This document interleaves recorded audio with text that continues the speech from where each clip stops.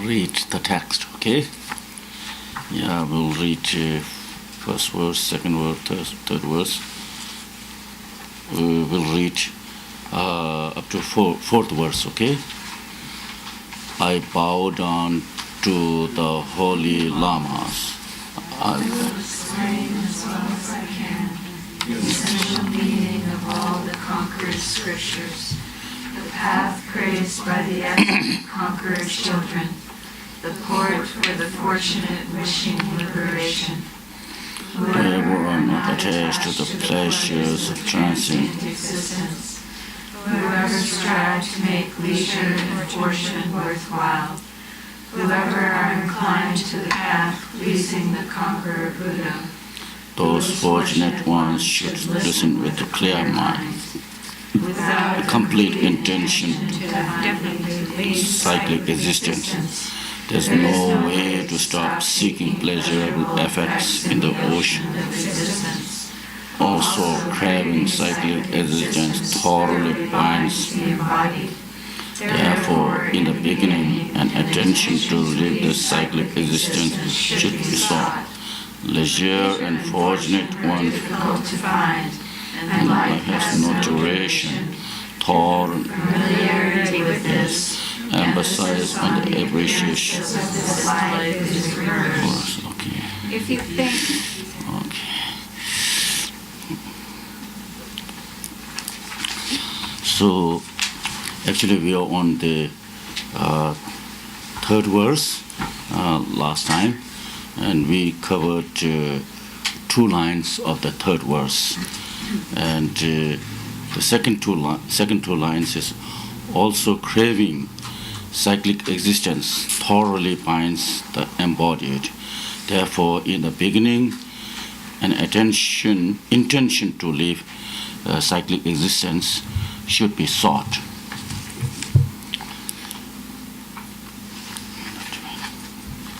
So in the Tibetan text, we have Gangda Sibe de la Machashi, Denjo Dunyu Jaji Zumbai. This is the and then comes the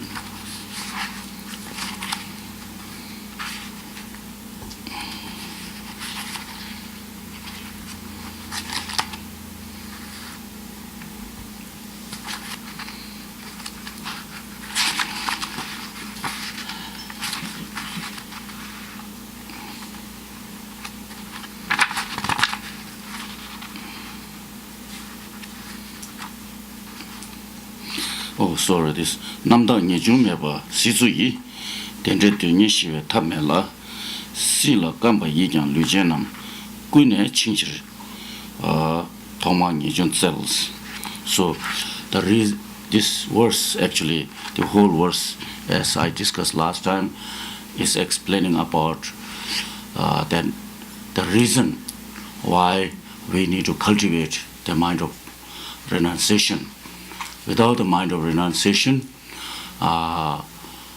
we will continue to have craving on the pleasures, with the pleasures of cyclic existence, whereby we shall never be able to free ourselves from the cyclic existence, because we go on craving and accumulating non-virtuous actions, and with these non-virtuous actions, we fall back into the cyclic existence, and whereby we continue to collect non-virtuous actions through the force of what we had discussed last time is the 3 poisons: the poison of ignorance, the poison of attachment, and the poison of hatred or anger, whatever you say. But with the force of these three delusions, we accumulate what we call as karma, the negative karmas. And the negative karmas, bring forth negative results. So with the negative results, even in this lifetime, we can experience with it. It's obvious whenever we accumulate non-virtuous actions. In many cases, we experience negative results right there. And then we accumulate certain types of negative actions which take us to lower realms in our next lifetime, and thereby we are continue to bound it in the cyclic existence. So if we wish to achieve nirvana or enlightenment, whatever you say, we must cultivate the mind of renunciation, which inspire us to cultivate positive attitudes, and whereby lead us to the, even within this very lifetime too, and make us a better and better person, and then eventually, we can achieve the state of enlightenment. So, the mind of renunciation is the, as we discussed last time, is the first essential practice that's explained in this text. We discussed last time that the first essential practice is mind of renunciation. The second essential practice is cultivation of mind of bodhicitta, and the third essential practice is cultivation of wisdom of reality, wisdom understanding the true nature of self, and the true nature of self and other the phenomena. So, in relation to the cultivation of mind of renunciation, it's imperative and it's indispensable for a practitioner side to have a profound understanding and appreciation of the what we call as the taking for refuge, because going for refuge in the Buddhist practice is regarded as the gateway of becoming a Buddhist, whether you are a Buddhist or non-Buddhist is defined or characterized by whether you go for refuge. To whom? To the Buddha, to the Dharma, and to the Sangha. There's a book written by, Khenze Rinpoche, What Makes You Not Buddhist. Maybe good to read that book. I haven't read it myself, but he's speaking from the otherwise, by explaining what makes you non-Buddhist, he is teaching you what makes you Buddhist, what makes you Buddhist, how to become a Buddhist. It's not necessary everyone to become a Buddhist, but then once you have become, you have every right to choose any kind of religion. You can also become totally atheist one, non-believer. That's up to you, individual. It's individual's decision. No one can say anything. You have total freedom, and you live in, free country. Where you have freedom of expression and freedom of religion. Whatever you practice, it's fine. So long as you do legally everything, right? If you do legally, then you can go. I sometimes joke that if you do everything legally, then you can go upside down. Head on the street and then feet in the sky. No problem. No one is going to say anything. He say it when he say means your head is on the floor and then you walk. No one will say anything. Right? Nobody will say anything. But then, once you become a Buddhist, you need to know how can I become a good Buddhist, a good Buddhist. So if you look back in the history, we could see, we noticed that, in the past, our ancestors, they worshipped sun, they worshipped moon, they worshipped stars, and they worshipped the trees, they worshipped rivers, and they worshipped mountains, and they worshipped even the, earth, where the fire was made, they worshipped. like that. The trees, and we also have, today also in our world we see, people worshipping animals like cows and the other monkeys and like that, other animals, right? How did all this worship came about? How did all this worship come about? It's a big question, and interesting to look into, Is that why did we worship, our ancestors worshipped sun? Because, some sun gives warmth, and we need warmthness. And they thought, sun is the source of warmthness, and we must worship it. And at night, when it is total darkness, in many, back then, thousands of years, they didn't have fire. So they didn't have electricity. Thomas Edison, was, you have to produce, you have to come about, right? We didn't have electricity, right? So they were cold. They could not go around at night. They needed to go. And they saw the moon coming out. And they felt so happy, joyful. This must be very, very special. Must be from some celestial, miracle, something like that. And then they started worshipping. And then trees gave, shelter. Trees gave, food and all kinds of, there's so many things, right? So all this, when we look at, so what we were lacking, something were giving to us, right? And to fill up that lacking, we're getting something from somewhere else. And we became happy with them. And we started to appreciate them.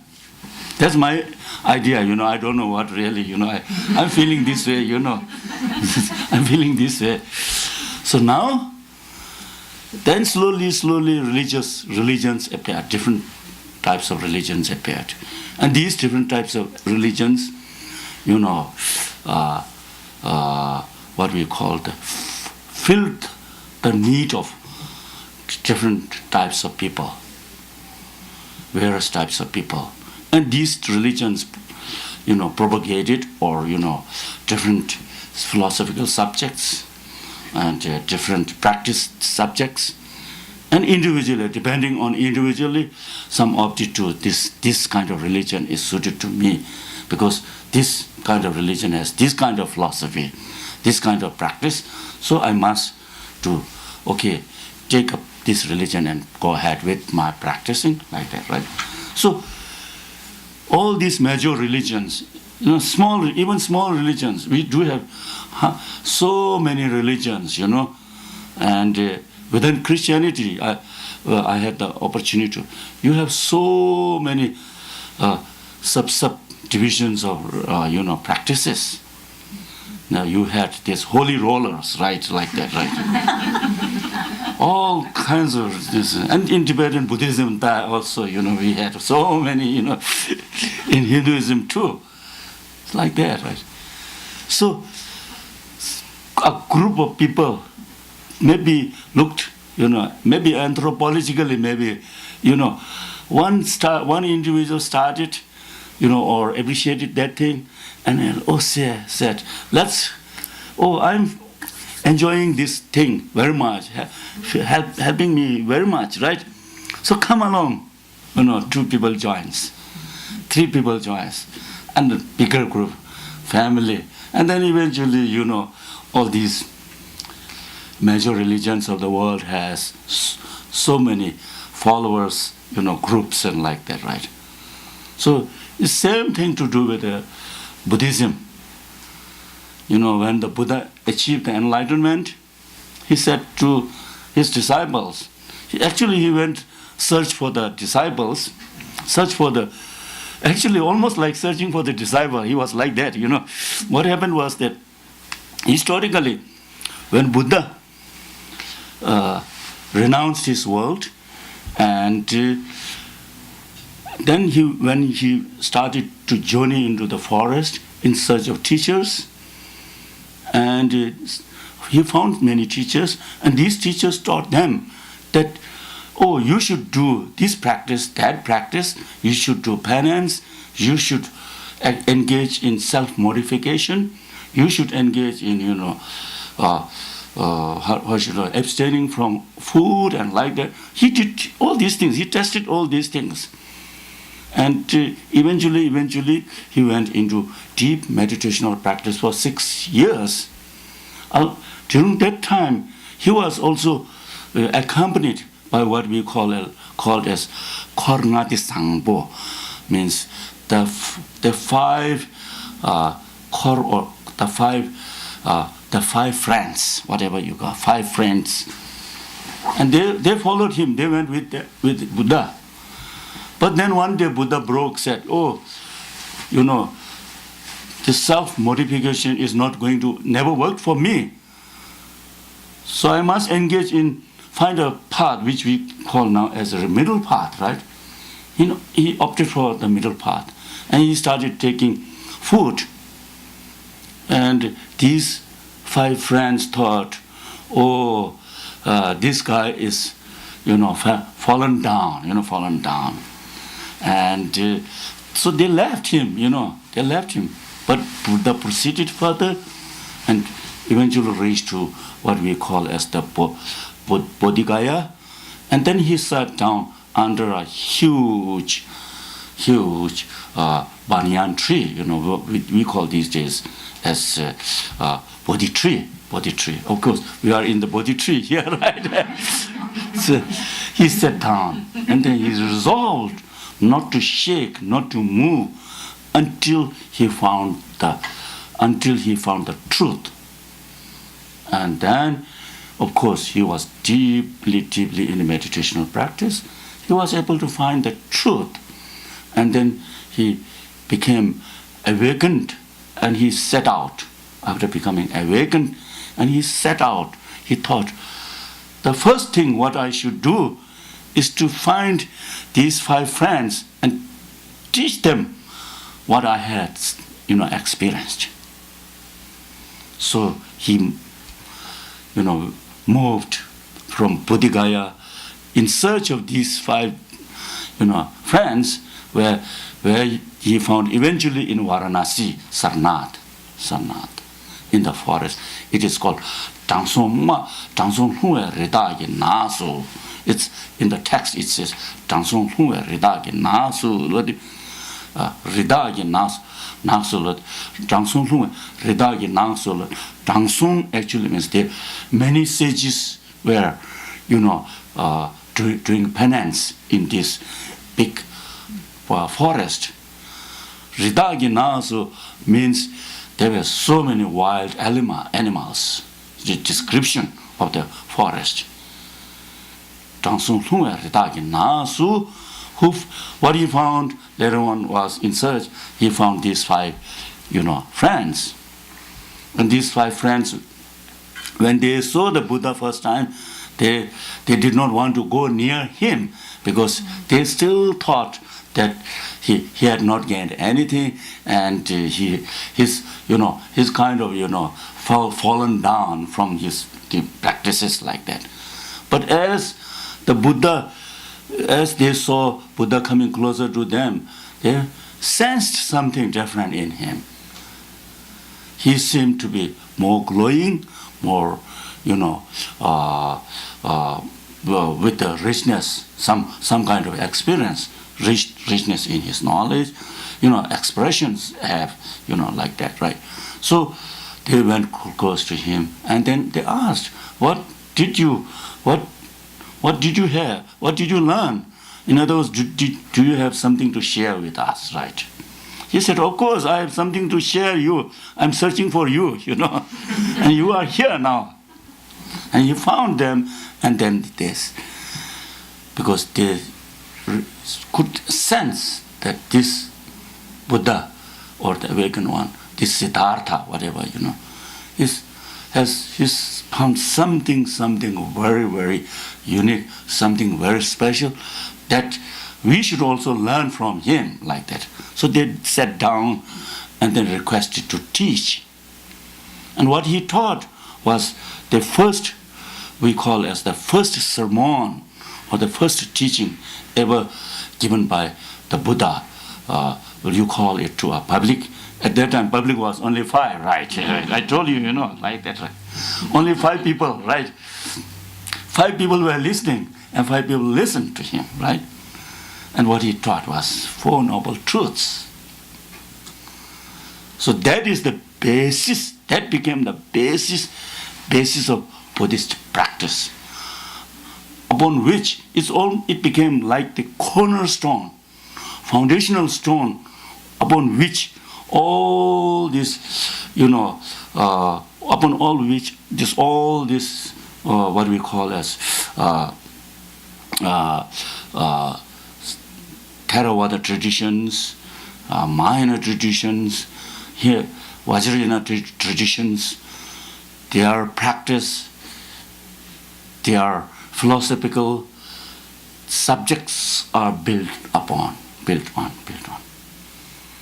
Without basing on the 4 noble truths, you cannot explain anything about Buddhism. If you go on explaining something about Buddhism without having a base of 4 noble truths, you are not explaining anything about Buddhism. Maybe you are explaining something about what we call as these days, what do you call? I have a word. Neo-Buddhist, something like that. Neo-Buddhist. Something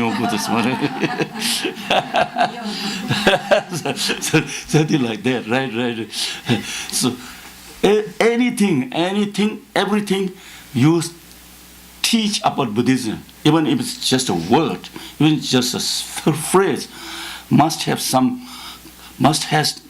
come from the foundation of 4 noble truths. Right? Because in 4 noble truths, the first 2 truths discusses in detail, how we wander, how we live in this world, how we wander into this world, how, at physical level, what kind of experience you have, at mental level, what kind of experience you have, at emotional level, what kinds of experience you go through. Buddha did not create anything new, actually. He didn't create anything new. He explained what is existing with us, what is within us, what is in this samsaric world, what is in this universe. He did not create anything new. He just skillfully explained, we are here, we are experiencing these things. We are going through pain, we are going through all kinds of difficulties, physical difficulties and all kinds of, wonderful emotional aspects, positive emotional aspects, negative emotional aspects. He just pinpointed to us. And he did not stop there, as I've been stressing to you before. The first 2 noble truths deals with mainly about our emotional, system. Really very interesting. No one in the past, a teacher, had dealt in such an extensive way. You look at the history. We had many teachers in the past, but not a single teacher had dealt with the emotional, positive emotions and negative emotions. And how, not just explaining, if you say, I'm angry, or that's okay, you are angry, okay, like that, right? But how anger comes in, how anger is rooted to us. Who had explained this thing in the past? Nobody in the history of world religion, nobody had touched. Of course, some teachers had touched, but not in detailed in such a profound and extensive, no one ever had touched, like that. That's why when he went to the source, then we find if this is the source, is there any way to root that source, root out that source? Am I making any sense? Right? Is there any way to root out that source? And he said, he pinpoints the root source is within you, is not outside. The root source is not in other planet, right? Or in other home, like that, Not in your neighbor home, Root source of problem is not in your neighbor. It's within you. And that is self-grasping. Investigate it. It's so obvious to us, but we never pay much attention to it. We forget it, We are so much involved with so many external things. We do not give much, at least not even maybe 1 minute of attention to what's going within us. Otherwise, if we could give time, we'll definitely find it's here, it's in me. So I must do something with it, right? So then the Buddha taught the second two truths, right? The truth of cessation and the truth of the path that leads to the cessation. How wonderful it is, right? Just when you go to a hospital, when you have some problem, and the doctor says that you are suffering from this disease, and then he says, I'm sorry, I do not have anything to give you. You will not be happy, right? I came to you because I know I'm sick and I want to get some medication to help with it, right? So Buddha, if just he went on saying, oh, we have all these problems, and he just stopped there, no, it's just meaningless, right? Wasting our time, right? He said, no, it is, not stop here. Investigate. There is means and ways to get out of this, samsaric world. So here in the second part of the truth discusses about the potential of able to rid of the negative thoughts and the methods, the tools that we can engage and practice in ridding them off from our mind stream. So wonderfully, so beautifully, that to step-by-step methods. For example, when we look at the ethical discipline that is, that's found in Buddhist literature, it's so beautiful. It's so wonderfully explained. A step-by-step practice is there. For, say, for lay person, we have upasaka vows. And then for lay person, we have one day doing good work day, one day. That means one day, we call it nyene jitomba. Nyene means that one day abstaining from, five non-virtues, one day. And then we have, lay people who are upasaka vow for, abstaining, for promising to abstaining one vow, one negative action, another second week negative action, like that, 4 to 5 days. And then those who are more inclined to doing more further, engaging into deeper level of this moral ethics, then we have monastic vows. And within monastic vows, we have monastic, novice monks and nuns monastic vows. And then within, full monks and nuns monastic vows. Then we have bodhisattva vows. So monastic vows up to the 1 day practice vow up to the monastic vows are more related with our physical and verbal actions.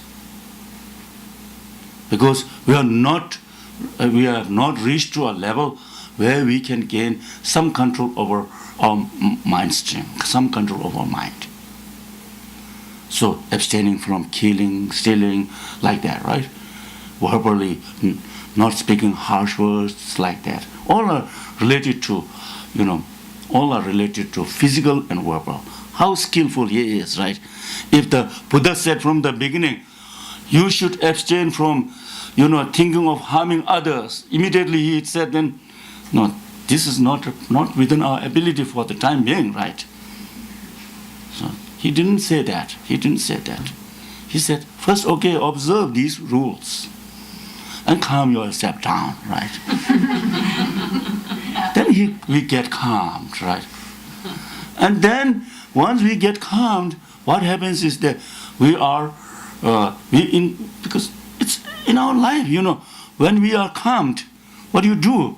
You do not really watch TV very much, When you are calm at peace, you are very much likely to think about something inside. You are calmed, right? And once you are calmed, then you will understand, appreciate the understand and appreciate about bodhisattva vows. And then you shall even go further in appreciating tantric vows. So these bodhisattva vows and tantric vows have very much nothing to do with the physical vows, more mainly about, mental attitude. So, in this way, Buddha started giving teaching to his only 5 people. Then it got eventually, separated. It got, its disciples increased and increases. And slowly now in the West, Buddhism is flourished, right? Not in the past like that. So here comes the Sangha group is there. Buddha spoke to a group of small people, to a small group, and now the group has widened. So we say, I'm a Buddhist, and we are Buddhist. Now we have these inverted commas, right? So we boast sometimes, right? I'm Buddhist, they're not Buddhist. Like that's totally wrong, Being Buddhist doesn't mean that you become a better, you are higher than other people, never. Being Buddhist means you need to accept I'm still lower, than other people, right? Because being Buddhist means appreciating the wonderful things of others, whereby you are missing so many things with them, right? For example, being Buddhist means we need to appreciate the Christians, how much they are doing. So many wonderful things they are doing. Look at Buddhist. We say Buddhist, we are Bodhisattva. We are so many. But when it comes to actual, going out and doing helping, when there is a disaster, who goes first? Buddhists don't go first, We are in the last, maybe not even, No participation, zero participation, It's very unfortunate. Now it is increasing, In the past, it's like that. We should be frank and truthful, Whereas the Christians go out, they go out, whatever their motivation is. But, they really help us, They help. How many schools are being built? How many social services are... You see, look at this, when you go to downtown, who is helping there? The churches are there, Where's the Buddhist community? Where's Buddhist community? I don't see very much, right? Of course, we have from the past have the tradition of going to support the food bank and like that, which is really wonderful. So we are not higher, there's no reason to be boastful, In fact, we are lacking in so many ways, right? Appreciation is that, right? So that is why, religion, in one sense, it's really, so that is why we get the criticism from atheists, right? You tend to build this kind of group, you tend to build that kind of group, and you fight with one another, right? And then they don't appreciate, right? Then they say it's not good, right? So being Buddhist actually means being, how should I say, being humble, so I'll explain in more detail, In other words, what we said, being Buddhist means living in an understanding that we are living in a conventional world, I always tell you, right? We are in a conventional world. Conventional world means, we have to accept whatever is here. Whatever is within you, whatever is outside, we have to accept there is cars on the road, right? And saying that I'm Buddhist, there is no car, no, because we study, no air, no head like that, right? We recite Heart Sudra, right? And you say there's no car, right? And then you will bump, into the car because you are driving in your own car, right? That's stupid, that's really stupid thing, Yeah. So how we have, evolved is these are the things, common things, whatever is there, you have to accept it. That's there, you have to accept it. And then relate with it. What is your life like with, comparing with these people? How can I be a better person by myself, by relating with these other people? Then you really become a Buddhist, right? Buddhist. So that is why I'm sure Rinpoche's book, what makes you non-Buddhist, not Buddhist. Maybe there is so many things to learn from there, so many things learned from there. So anyway, so what I really want to stress is that having become a Buddhist, other religions also have their object of refuge, and the practice to do. Other religions have. Similarly, Buddhists have object of refuge and practice to do. So the object of refuge, everyone knows, is that Buddha, Dharma, Sangha, right? Object of refuge. Buddha is the teacher, Dharma is the medicine I discussed last time. The Sangha should be seen as a nurse or group of like this Sangha, who help and inspire with each other in deepening your practice. So now when you go for refuge, so becoming Buddhist means going for refuge actually, to the taking refuge vows, to the I go for refuge to the Buddha, I go for refuge to the Dharma, I go for refuge to the Sangha. So when you go for refuge to the Buddha, there's two things to understand and practice. One is from negative side, another is from the or to do or not to do. In other words, to do means that we should see Buddha as our teacher, the source of our joy, the source of our happiness, peace and happiness. And once we see the Buddha as our object of refuge, then from the Buddhist practice, it is said that other, religious figures are not accepted as your refuge. Am I making sense? But that doesn't mean that you lose respect to other religious figures, teachers.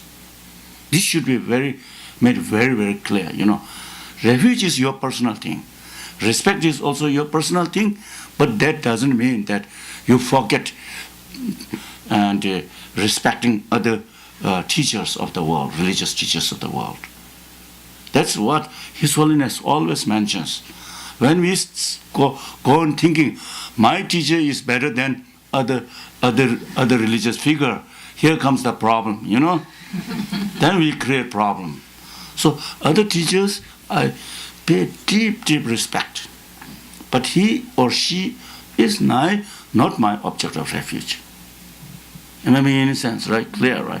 This is the first thing we need to learn as a Buddhist practitioner, Buddhist. So that means not only other religious figures, but also there's many worldly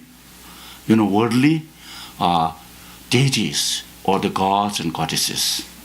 We can seek help from them, but we should not take them as my object of refuge. Making difference, right? You can seek help. For example, there is some wealth deities, in Buddhist practice. His Holiness sometimes jokes that wealth deities, but no one millionaire. No one Tibetan millionaire. Very interesting, right? Very interesting comment, right?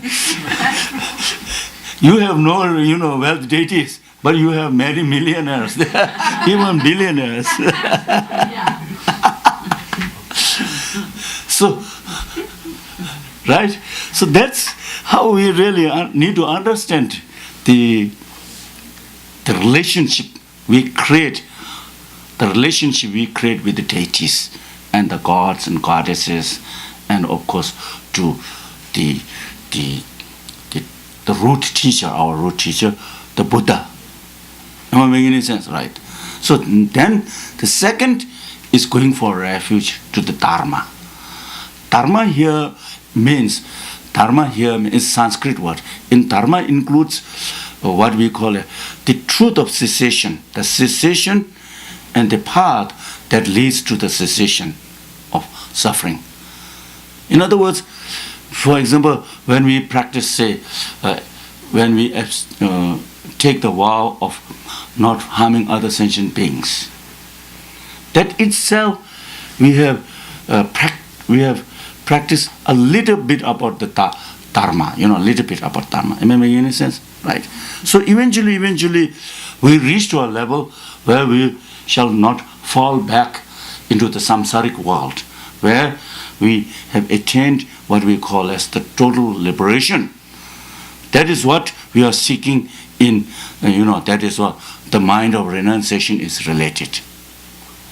Right, that's what mind of renunciation. So Dharma. So when we go for refuge to the Dharma, we are going actually through the understanding of core teaching of the Buddha. The core teaching of the Buddha, of course, the foundation is the Four Noble Truths. But then the core teaching of the Buddha is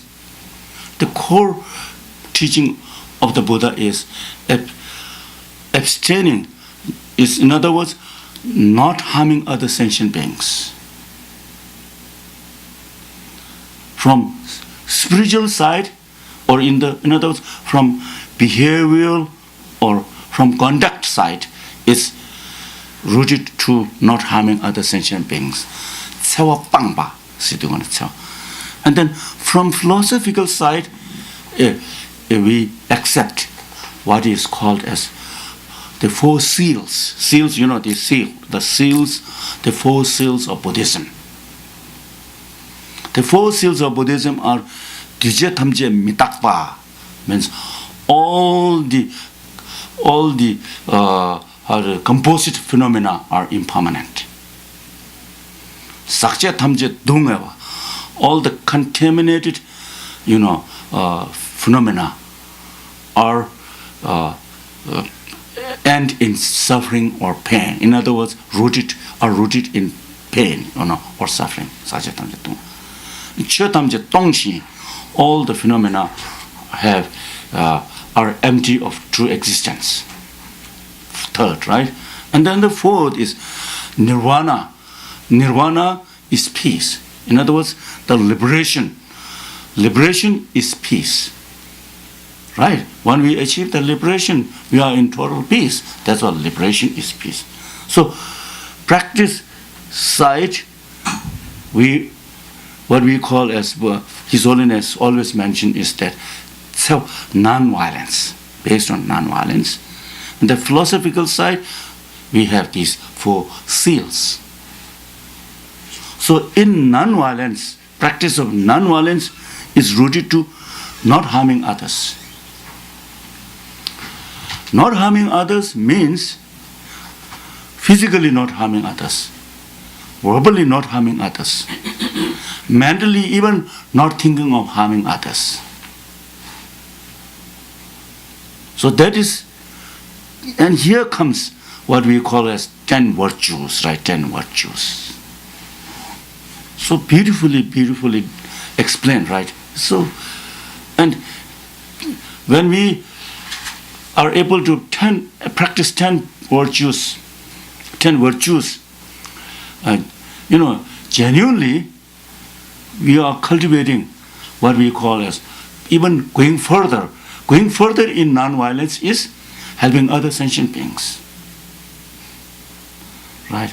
His Holiness always mentions, if you do not help others, could not help others, stop harming other sentient beings. That's the root. That's the core practice of Buddhism. That's what non-violence. Right? Why we abstain now? Why we are taught to abstain or stop harming others? It's your own well-being too. Not only next life, even in this life.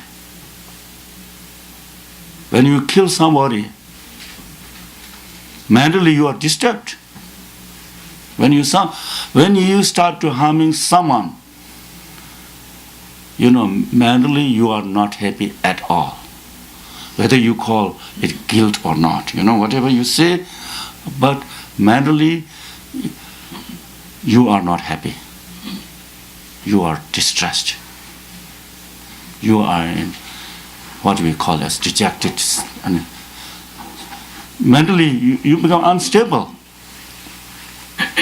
Even though you may be showing, these, for example, when we look at the history, those who did mass killing, outwardly they are, they look very much, with all these kind of uniforms, right? They seem to be very, very controlled, their mind, but inwardly they were so disturbed. So disturbed. So, with anything you go on harming others, you are disturbed. In the end, you are harmed yourself. So for your well-being, Buddha said, it's your well-being, not just about other well-being. For your well-being, I am teaching you not harm other sentient beings. And beyond that, non-violence means going further and helping other sentient beings. For example, when we help someone, for example, you get some kind of, even if it is just a small gift, when we go to our school and when we are able to distribute some pencils, right? A kind of joy you experience. There is kind of satisfaction in you. Because you are doing it out of total,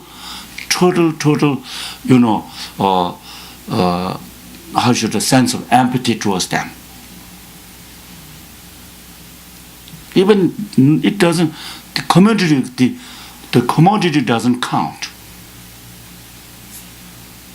It doesn't count. What counts is your motivation. We have many beautiful stories relating to this, even during the Buddha's time, like that. So then, practice must be conjoined with a deeper understanding of philosophical subjects. Because with the deeper understanding of philosophical subjects and psychological subjects, what is related will be going into in depth of our mental situation.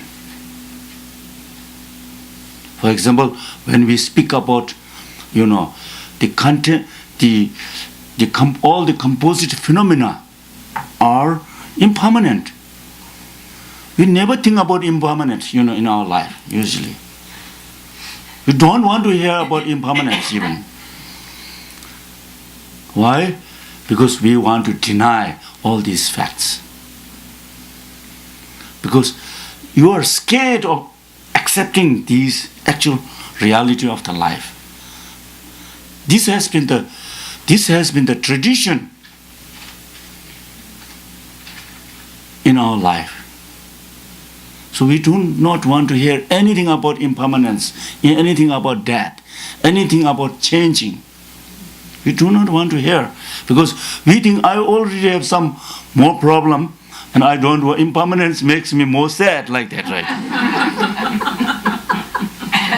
But it is other way around, in reality. Very interesting, very, very interesting.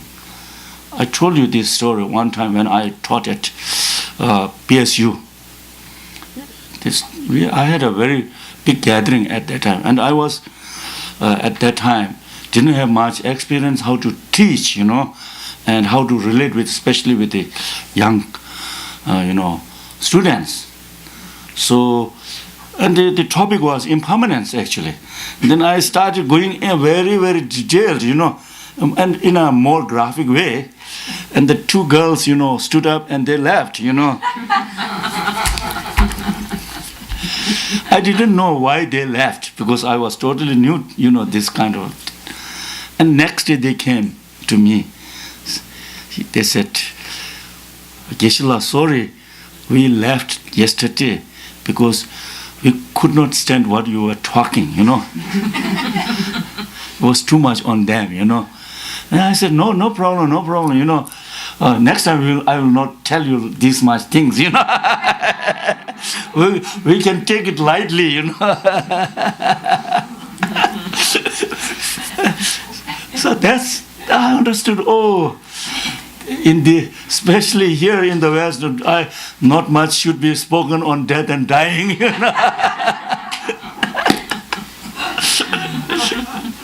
But now things are changing.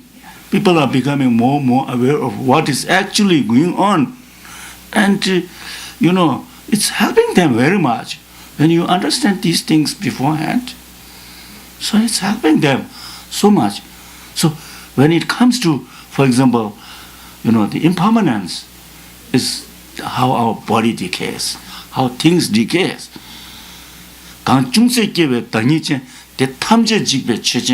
Buddha said, anything that's born is subject to decay. Anything that's born is subject to decay.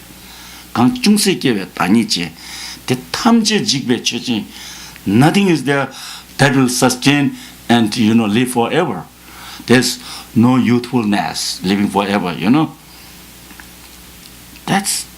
And if you know this, change is possible. Change is going to happen. Decay is latent within my body system. Then will not be very much disturbed and sad and agitated when we see decay in our body system. It is part and parcel of life. We have to appreciate that. I have one student in Vietnam. She's a very beautiful girl, And she said that I'm not going to live for above 40 years of age. And then I asked, why? Because I will be very, very ugly, she said, I cannot stand this. No. I said, don't think this way. When you reach 40 years of age, you will start thinking of living another few more years, You will not think of dying, Right now you are thinking this way. But even if you get very old, even if you will think, oh, how wonderful if I could live tomorrow, like that. That's tangzi, grasping at permanence. Impermanence is, and the opposite is permanence, right? Grasping at permanence, right? Grasp there. So, not letting go. When we not let go, who suffers? You. Most things you suffer very much. Because its time is nearing and nearing, but you are not letting. So you are clinging to whatever whatever this physical body. Sometimes you cling to your family members, and by very difficult to pass through peacefully. Right? So anyway, we will discuss this more next time. Okay? Today around 8:30. This I want to stress more. Basic things we need to learn. And then we can touch on some more deeper philosophical subjects. Right? Impermanence is very interesting. This subject is That's why Buddha said, "Kangchungse kyewe tanyiche, the tamje jigbe chujin." And then in his Dhammapada, he says that there is no escape from death. Wherever you go, either use what do you have, this scuba diver? What is that? Scuba diver. You die. What do you call? Scuba diver. Scuba diver, right? Even if you go down and try to escape in scuba diver, death will follow you. Death follows you. Even if you go on the Mars, right, and build a house there, right, death will follow you there. Buddha said that and not in the caves you can escape, not in the space you can escape. Wherever you are, death is with you. And it's time that we have to wait.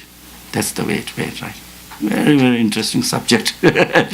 Now here, people are really starting from some time back. I noticed having appreciation to listening to such things, and whereby, if something goes wrong, as I've been saying, decay is part of life. Decay is part of everything.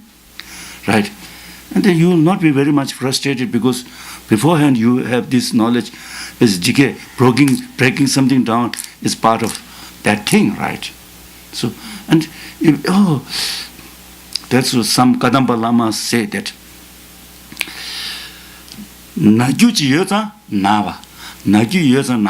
because there is the possibility of sickness and I get sick. If there is no possibility of sickness, I will not get sickness, right? The possibility is there. Because of this possibility, I'm here. I'm in the loop of the possibility. Not out of the loop of the possibility, right? Every kind of possibility is within us. Every kind of possibility. That's how we cope.